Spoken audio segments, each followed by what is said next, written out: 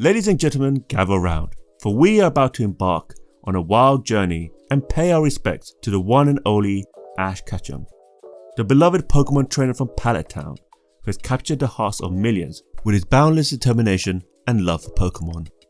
From his constant battle cries of "Pikachu, I choose you," to his iconic catchphrase, "Gotta catch 'em all," Ash has been in the hearts of many millennials and Gen Z kids all around the world. And let's not forget his fashion choices, sporting his iconic red and black baseball cap, green jacket and blue jeans.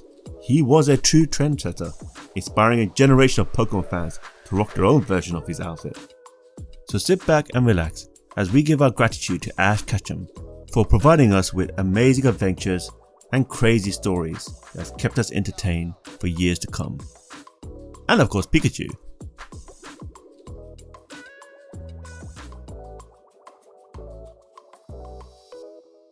On March 29, 1999, Pokemon aired in the UK for the first time on Sky 1. I didn't have Sky 1, so I had to wait a few months when it was shown on a show called SMTV Live. For those who are not from the UK or too young to know what SMTV Live was, it stood for Saturday Morning Television Live. Not the most intelligent name, but it does what it says on the tin. So here I am, in 1999, 8 years old, and watched SMTV on a regular. They were promoting Pokemon loads before they showed it, and so when they did show it, I was of course intrigued. A brand new cartoon that was super colourful and has weird cute animals in it? Count me in. And so I watched the very first episode of Pokemon and encountered the origin story of Ash and Pikachu. And I was thinking that this is pretty okay. I actually thought it was also a bit sad. The whole scene of Pikachu not listening to Ash cycling through the rain to help him, may be a bit sad, but also appreciated Ash's effort and determination to get Pikachu to a medical center. Ash's determination to get Pikachu medical care, despite Pikachu's initial dislike towards him and his stubbornness, was pretty admirable. It was more than enough to keep me watching the show about this young boy who was 10, going out into the big bad world of pocket monsters and trying to become the best Pokemon trainer ever. As the episodes went on and on, I started loving the show and essentially became Pokemon crazy, like almost every other kid in the UK. I rooted for Ash and Pikachu so much. I loved all the Pokemon Ash was collecting throughout the episodes, from Butterfree to my favourite Squirtle. I got annoyed at Charizard for not listening to Ash, and got annoyed at Ash for not catching some Pokemon that were there for the taking. There were some episodes like, "What? Are you gonna let that Growlithe lead? It's the fire-breathing dog, dude. Take it. Take it!" I also loved the side characters too, in a way they're meant to be loved. Of course you had Brock, who was a man after my own heart, with all his flirtatious ways. Team Rocket made me laugh because I knew they would lose, but still just enjoyed their effort to try and steal Pikachu. They also gave me a sense of familiarity. Like, whenever Ash was in a new region or in a new situation, I did feel a bit nervous, weary, as anyone would in a new situation, in a new environment. But when I saw Team Rocket around, those familiar faces, that familiar intro, gave me a sense of calmness, even if they were up to no good. And then there was Misty. Bleh.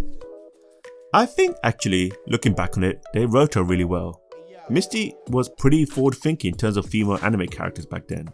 She wasn't useless or not adding much, which was kind of the thing of popular female anime characters in the noughties. She was a damn gym leader and was pretty dope. She had some really cool Pokemon. She was really whiny, which at the time made me dislike her, but now I realise when looking back, she added a unique dynamic to the friendship group, which really worked. So gross! Ash, put that slimy thing back in the Pokeball! Bugs are one of the 3 most disgusting things in the world! Aside from you, what are the other disgusting things?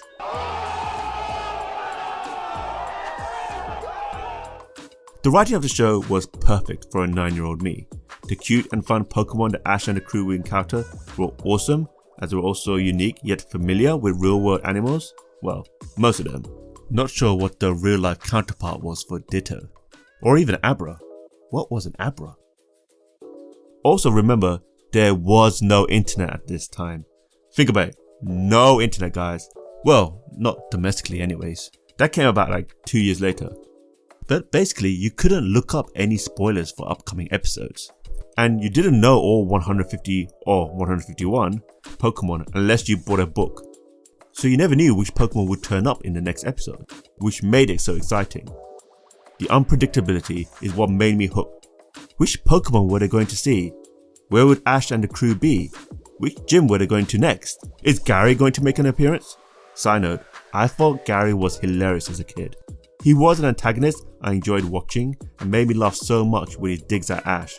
Giovanni was the one that I disliked, but again, great written character, but the one I genuinely thought, yeah, he's the one that needs to be taken down. Even your Pikachu feels sorry for you, Ash. I've never seen anyone so pathetic. Have you tried a mirror? Oh my god! And the show wasn't just gym battle after gym battle in each episode. The stories were so varied. It could be a gym battle, or it could be the crew helping out some Pokemon with their issues, or helping out some humans or other trainers with their issues, or a city that is in trouble and trying to stop a secondary villain. So while Pokemon was a visually appealing and simple cartoon, I truly believe it was the variety of stories that made it so fun to watch as a kid. The stories became even cooler when Pokemon Red and Blue came out on Game Boy Color, because then I started to get to know the lore before the episodes came out. Sort of like how manga today is ahead of most anime.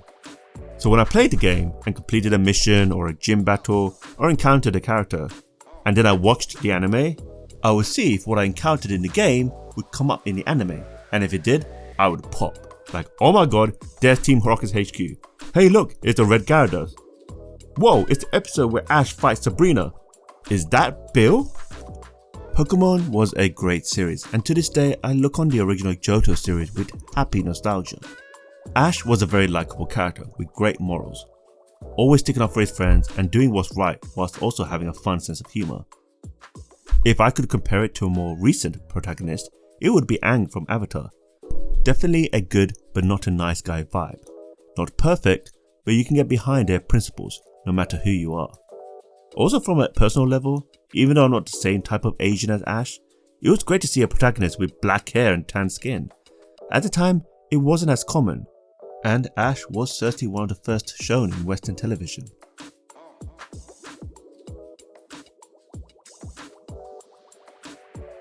The Pokemon anime with Ash will always become true nostalgia.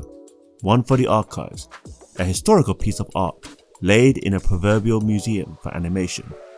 Because sadly, but rightfully, Ash will soon hang up his infamous caps and blazers and call it a day, and Pikachu will no longer be the main mascot for the anime. On November 11, 2022, after 25 years, Ash has finally won the World Pokemon Championship with Pikachu, certifying him as the very best Pokemon Master. The entire real world was in joy for Ash. The 10-year-old boy they grew up with has finally achieved his dream after a quarter of a century. Nearly 1300 episodes, 25 seasons, and 23 movies, not even including your boy here. Excuse me, hi, sorry. You can hear him, right? You can hear him talking. Yeah, Pika Pika Pika, he's adorable. You're adorable. They can't understand me, kid. He became the best like no one ever was. And while we all celebrated and were excited for his victory, a few weeks later, we were hit with the reality that the journey to be the very best was now finally over. And so, on December 16th, 2022, the Pokemon Company announced that the next series for Pokemon will be Ash and Pikachu's last. There will be a final 11 episodes, which started on January 11th, 2023. As mentioned, this is sad, but the right thing to do. Ash and Pikachu have achieved their mission, their dream. The series has come to a blissfully satisfying end. I am sad like many that it has ended, but I'm happy that we have closure on this long-awaited journey. I don't see this as the Pokemon Company killing the franchise or not caring about their fans. It's been 25 years. Most of us weren't even in high school when the show first came out, and now many of us are all adults. I'm grateful to have been a part of their story and to have shared their adventures. But now, it's time to close our book, and for the 7 to 9-year-olds today to experience their own relationship with Pokemon. 2 new protagonists have been named, Liko and Roy, who will be introduced after Ash and Pikachu's final season. It's inevitable that there will be some YouTubers, some videos about how Liko and Roy suck and the new Pokemon series is horrible, but honestly, it's time to hand over the torch to the kids of today, so that they can have their own Pokemon heroes to look up to. to have their own stories, own Pokemon adventures, like we did with Ash and the gang. So thank you Ash and Pikachu, and congratulations for being the Pokemon master that you always wanted to be.